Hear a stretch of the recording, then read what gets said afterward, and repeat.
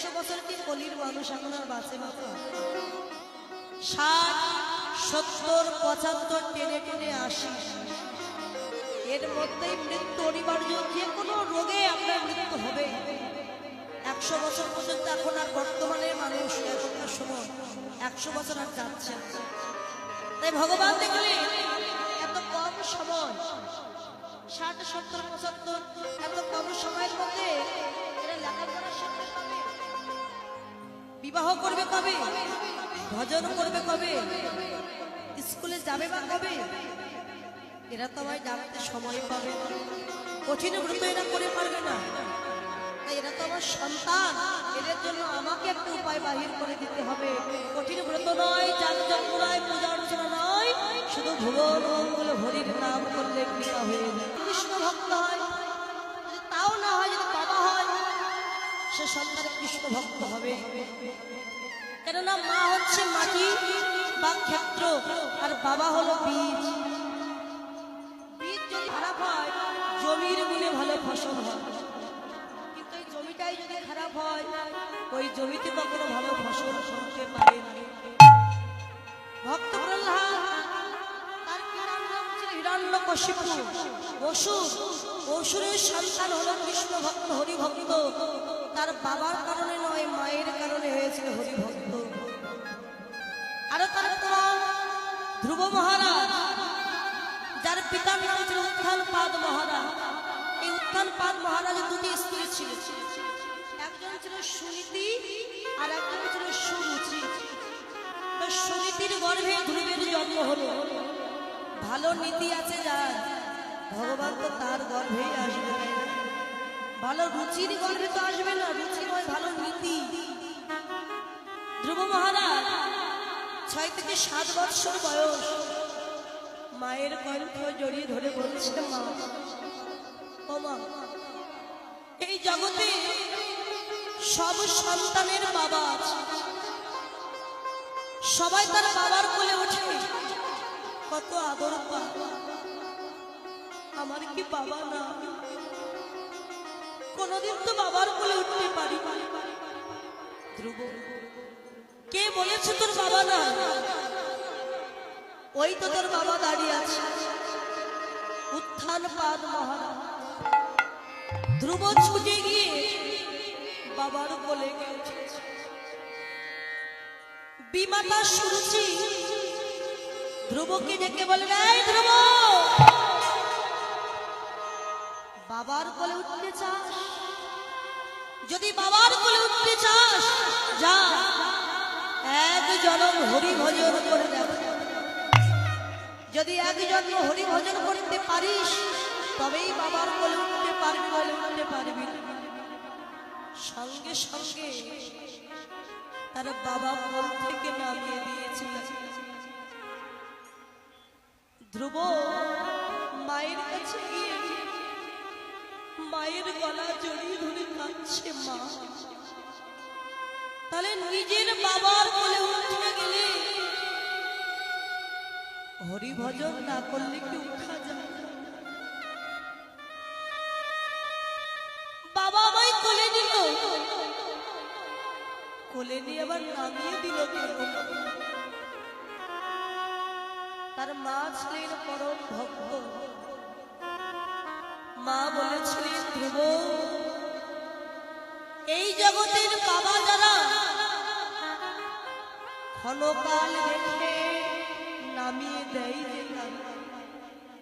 ধরে রাখবার ক্ষমতা এই বাহিরে জগতের বাবাদের নাই। তারা কিছুক্ষণ মস্তকে ধরে রাখবে সন্তানকে, আবার নামিয়ে দেয়। তাই তোর বাবা তোকে কোলে দিয়ে আবার নামিয়ে দিয়েছে। আচ্ছা মা, এমন কোন বাবা কি না যার কোলে উঠে আমাকে আর কোনদিন নামিয়ে দেবে না? আছে ধ্রুব, আছে। তবে সেই বাবা এই সংসারে না, সংসার পরিত্যাগ করে ওই বনের মধ্যে বসে দুটি নয়নের জলে মগ ভাসে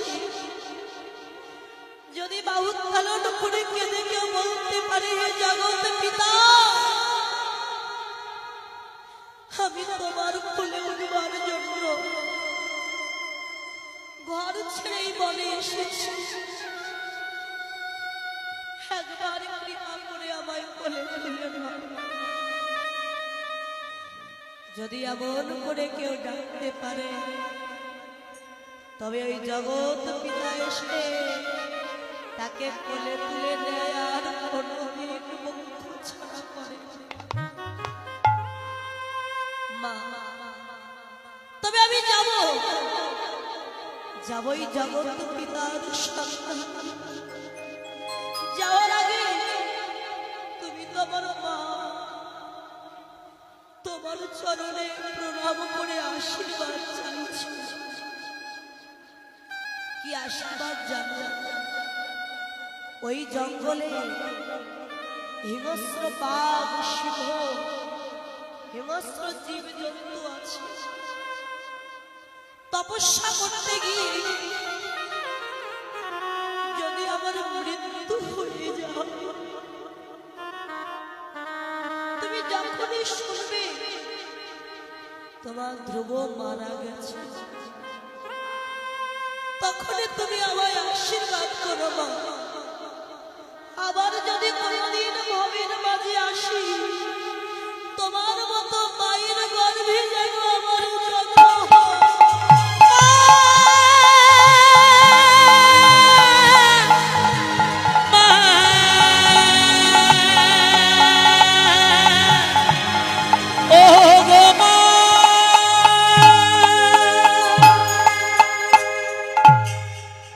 মায়ের চরণে প্রণাম করে গেলেন পিতার কাছে। পিতার চরণে প্রণাম করে আশীর্বাদ নিয়ে চলে গেল। আর পিতা ডেকে বললেন, না ধ্রুব তুই যাস না, 10 নয় 5 নয়, তুই আমার একটি মাত্র বুকের বাণী, যাস না। আমি তোর জন্য 5খানা গ্রাম দিয়ে দিচ্ছি, তুই যাস না। বিমানার কথায় দুঃখ পাস না বাবা। না বাবা, আমাকে যে যেতেই হবে। না ধ্রুব তুই যাস না বাবা, আমি তোকে অর্ধেক রাজত্ব দিয়ে দিচ্ছি, তুই যাস না। ধ্রুব তখন মৃদু হেসে বলল, বাবা আগে ভেবেছিলাম যাব না, এখন ভাবছি যত শীঘ্রই পারি আমি চলে যাব। কেন জানো? আমি এখনো হরি ভজন করিনি, শুধুমাত্র ভজন করব বলে মনে সংকল্প করেছি। মনে সংকল্প করে যদি অর্ধেক রাজত্ব আমি পেয়ে যাই, না জানি হরি ভজন করলে কতটা রাজত্ব আমি পেয়ে যাব বাবা। আমাকে পিতা মাতার চরণে প্রণাম করি। ধ্রুব চলে গেল বনের মধ্যে তপস্যা করতে। জঙ্গলের মধ্যে বসে দুটি নয়নের জলে যাচ্ছে দয়া, একবার কৃপা করো, আমি যে তোমার শাসন জানি।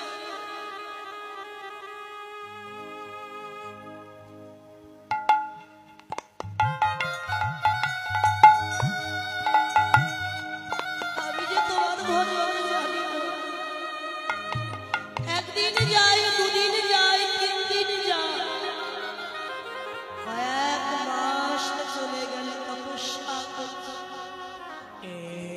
বনেতে কত হিংস্র জীব জন্তু আছে। একটি হিংস্র বাঘ মানুষের রঙের গন্ধ পেয়ে ছুটে আসছে তাকে সেবা করবার জন্য। বাঘটিকে দর্শন করে আমার ভক্ত ধ্রুব কণ্ঠ জড়িয়ে বাঘের কণ্ঠ জড়িয়ে ধরে কেঁদে বলে দয়াময়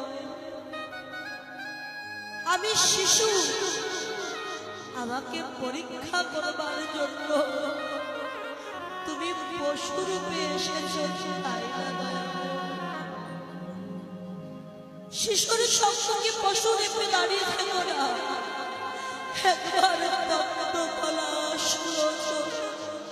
গোবিন্দ রূপে দাঁড়াও আর পশু চিন্তা করছে যদি ও মানুষ হতো আমার ভয়ে পালিয়ে যেত নিশ্চয়ই মানুষ নয় আমি পশু তাই আমায় পরীক্ষা করবার জন্য স্বয়ং ভগবান শিশু রূপে আমার কাছে এসে দাঁড়িয়েছে তখন পশু কিনে বলে দয়াময় পশুর সম্মুখে শিশু রূপে থেকো না একবার পদ্ম পলাশ লোচন গোবিন্দ রূপে দাঁড়াও শিশু বলে প্রভু কৃপা করে দেখা দাও পশু রূপে থেকো না আর পশু কেঁদে বলে প্রভু শিশু রূপে থেকো না একবার পদ্ম পলাশ লোচন গোবিন্দ রূপে দাঁড়াও দুইজনের ভক্তি আর বিশ্বাস দেখে স্বয়ং শঙ্খ চক্র গদা পদ্মধারী চতুর্ভুজ নারায়ণ এসে দেখা দিয়েছে ধ্রুব ও ধ্রুব কে আমায় চিনতে পারছিস না বাবা যাকে পাওয়ার জন্য ঘর ছেড়ে এইটুকু বয়সে তুই বনের মধ্যে চলে এসেছিস আমি তোর আরাধ্য জগৎ পিতার কোলে উঠবি বলেই তো তুই বনে এসেছিস ধ্রুব ছুটে গিয়ে চরণে আছাড় খেয়ে পড়েছে ভগবান ভগবান বললেন রে ধ্রুব রে এইটুকু বয়সে ঘর ছেড়ে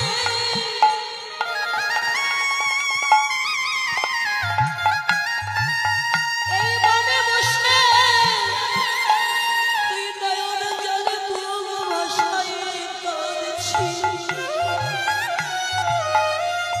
আমার পরে আমার চরণে পড়ে আছিস তোর স্থান তো আমার চরণে তোর স্থান তো আমার হৃদয়ে খবর করে আর চরণে পড়ে কাঁদিস না রে একবারে আয় ভক্ত ভক্ত আমার হৃদয়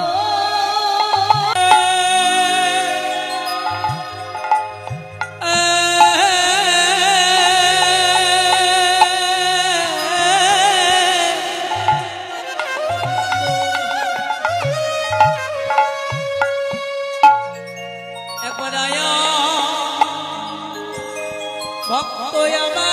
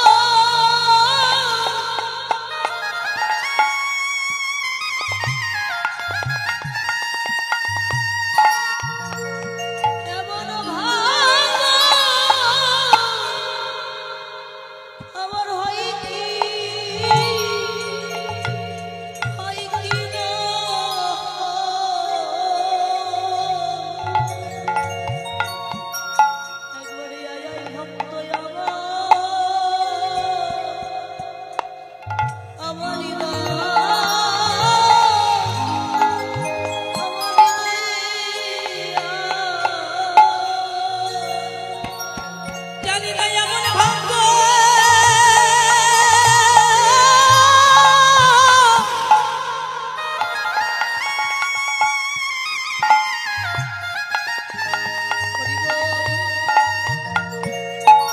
জানি না এমন ভাগ্য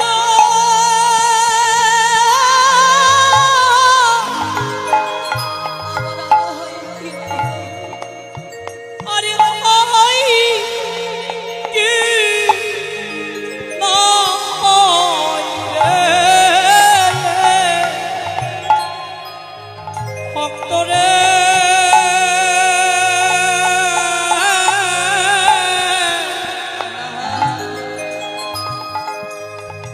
একবার আয়া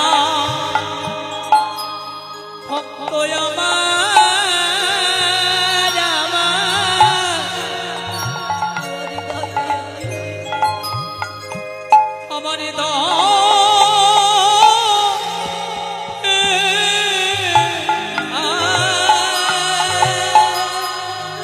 আমি যে কত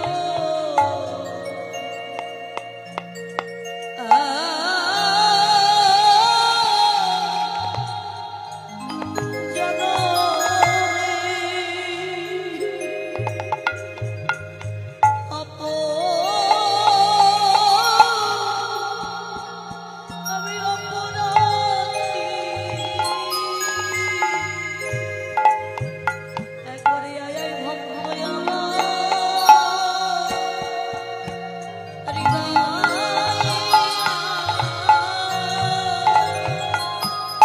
আমি কত ও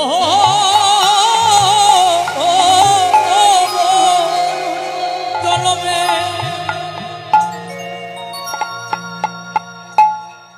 আমি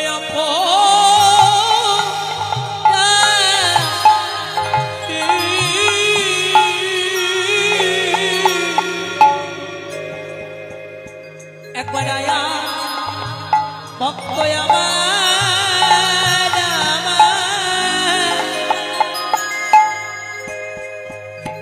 হৃদয়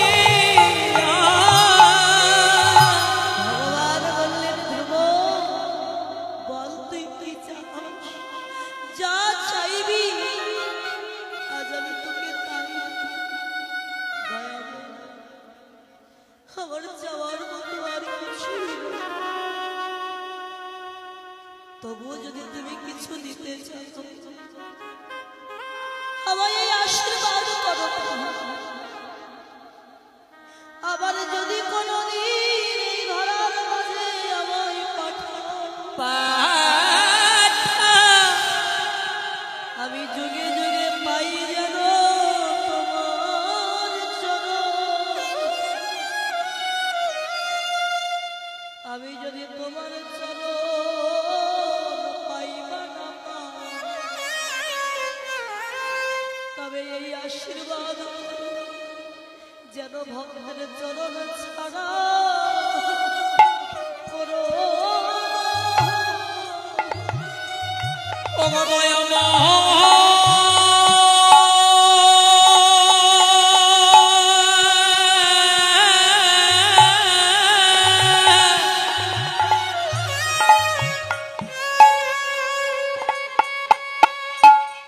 আমায় যেন ভক্তির চরণ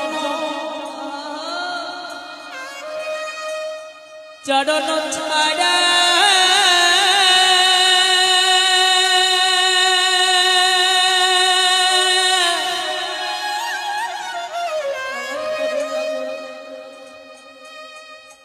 আমায় করো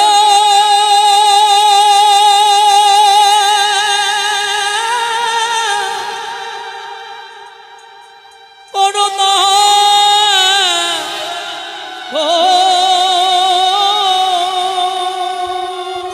ওই ভক্তের চরণে যেন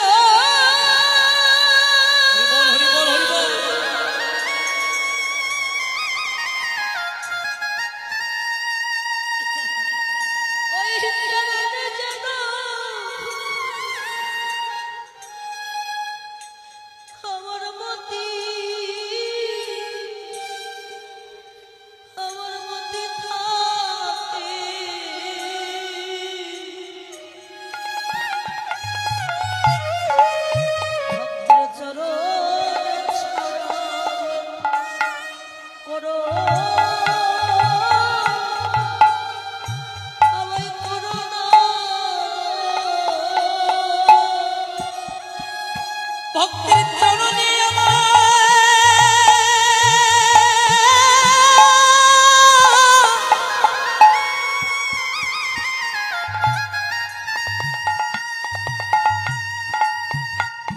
চরণে আমার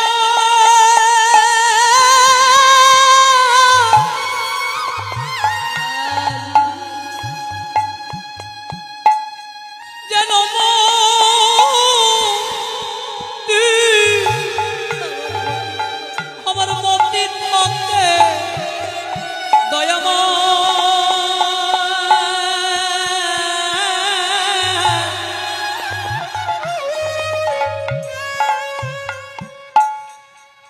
যেন ভক্তের চরণ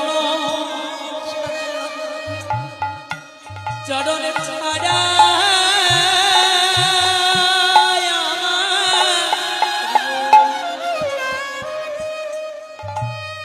আমার বড়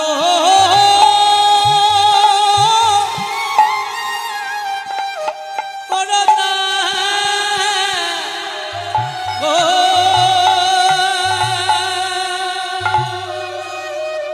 আমি কাঙা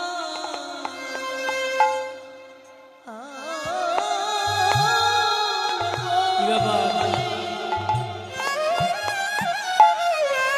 দিও না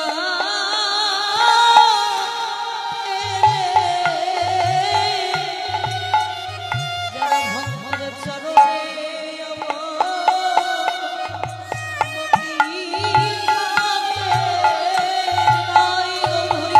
যেন কমল বলে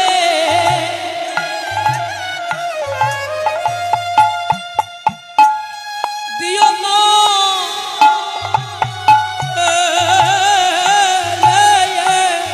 যেন ভক্তের চরণে যেন আমার মতি থাকে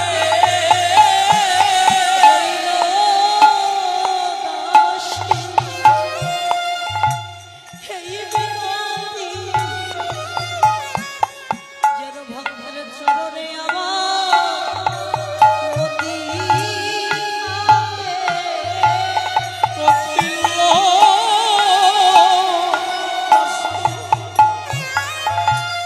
এই মিনতি ভক্তের চরণে যেন আমার মতি থাকে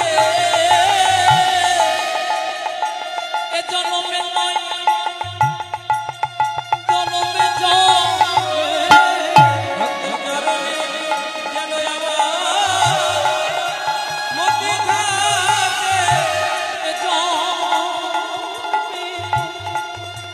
জন্মে জন্মে ভক্তের চরণে যেন আমার মতি থাকে বড় বড়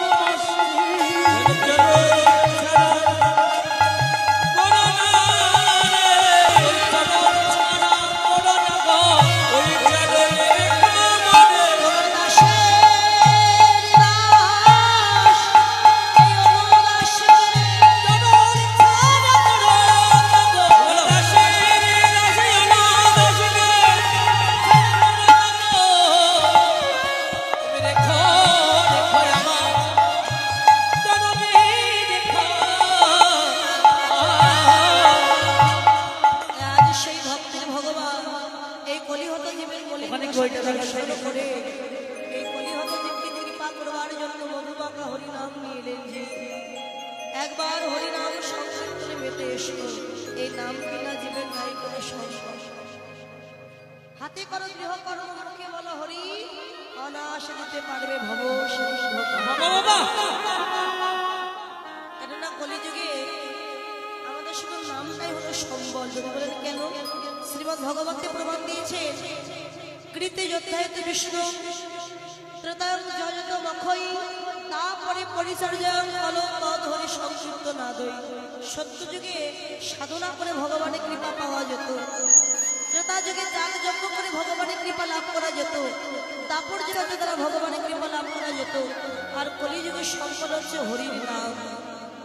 কেননা সত্যযুগে মানুষের পরমায়ু ছিল 1,00,000 বৎসর। 1,00,000 বছর পরমায়ু পেয়ে শুধু যে কৃষ্ণ নাম বা হরি নাম করলে ভগবানকে পাবো এই বিশ্বাস সত্যযুগের মানুষের মনে ছিল না। তাই তারা কঠিন তপস্যা তপস্যা করেছিলেন। প্রচন্ড শীতের সময় বরফের গুহার মধ্যে বসে তপস্যা করেছিলেন।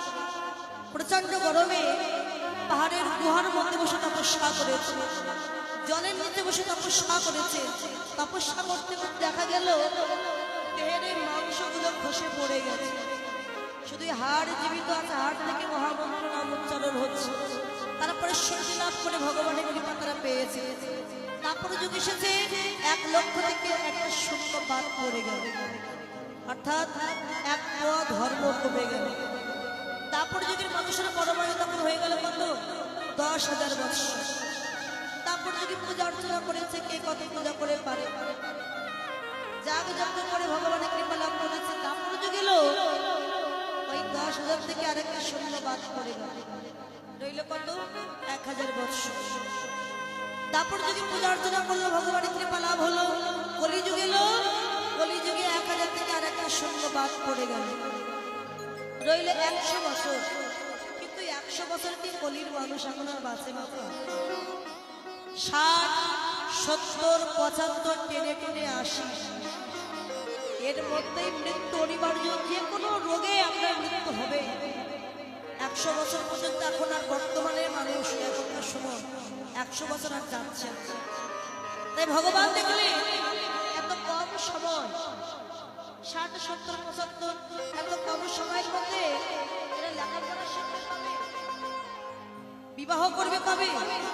ভজন করবে কবে? স্কুলে যাবে বা কবে? এরা তো আমায় জানতে সময় পাবে না, কঠিন ব্রত এরা করে পারবে না। তাই এরা তো আমার সন্তান, এদের জন্য আমাকে একটা উপায় বাহির করে দিতে হবে। কঠিন ব্রত নয়, যাগযজ্ঞ নয়, পূজা অর্চনা নয়, শুধু ভুবন মঙ্গল হরির নাম করলে কৃপা হয়ে যাবে।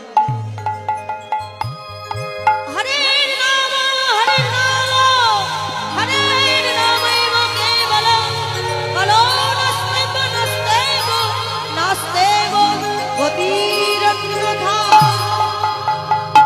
এই নামই হচ্ছে তোমার একমাত্র ভব পারের সম্বল। হরিনাম করলে কি হয়? ধন সম্পত্তি পাওয়া যায়? বলে না গো, হরিনাম করলে কিছু পাই বা না পায়, দেহের মন রক্ত পরিষ্কার হয়ে যায়। মানব দেহে ভালো রক্ত যেমন আছে, খারাপ রক্ত আছে। তাহলে খারাপ রক্ত পরিষ্কার করবেন কি করে? জল যখন আর্সেনিক যুক্ত হয় আমরা সেটাকে ফিল্টার করে পরিষ্কার করি, ঠিক তেমনি হরিনাম হচ্ছে ফিল্টার।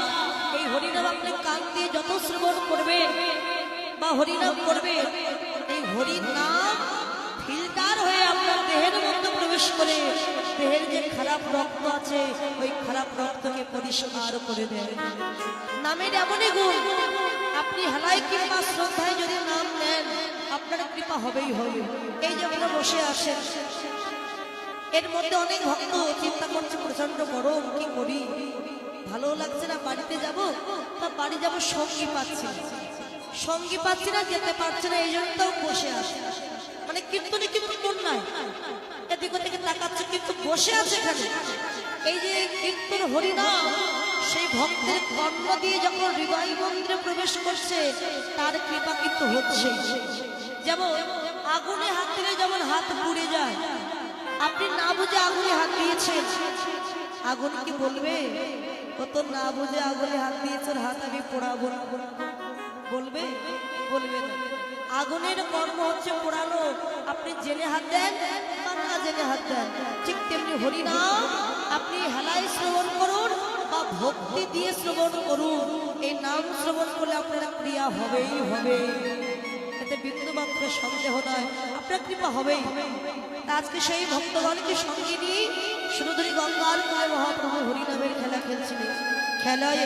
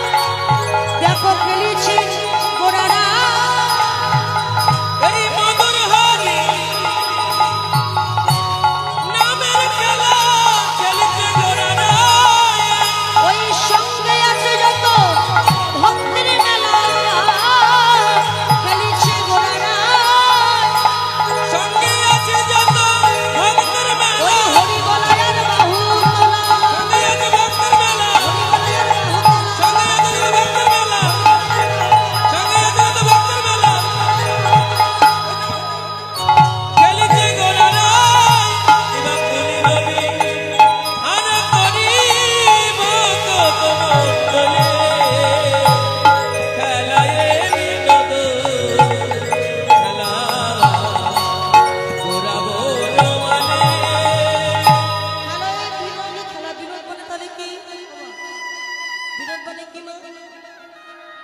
বিনোদ শব্দ হচ্ছে নতুন। আজকে মহাপ্রভু খেলা খেলছেন, হরি নামের খেলা, বলেন নতুন খেলা।